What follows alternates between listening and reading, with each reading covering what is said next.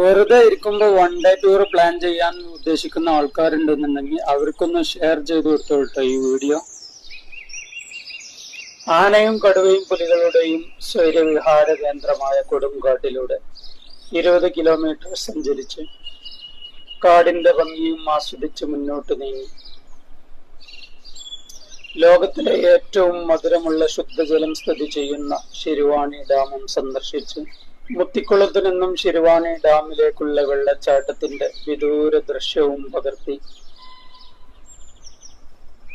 പുൽമേട്ടിൽ അന്നം തേടുന്ന കാട്ടിക്കൂട്ടങ്ങളെയും കണ്ട് പുൽമേടിന്റെ റാണിയായ കേരളമേടിന്റെ ഭംഗിയും ആസ്വദിച്ച് ഒറ്റ ദിവസം കൊണ്ട് പോയി വരാൻ പറ്റുന്ന ഒരടിപൊളി ലൊക്കേഷനാണ് ശിരുവാണി എക്കോ ടൂറിസം. പോവാൻ ഉദ്ദേശിക്കുന്നവർ എക്കോ ടൂറിസത്തിന്റെ നമ്പറിൽ ബന്ധപ്പെട്ട് പോവാൻ ശ്രമിക്കുക.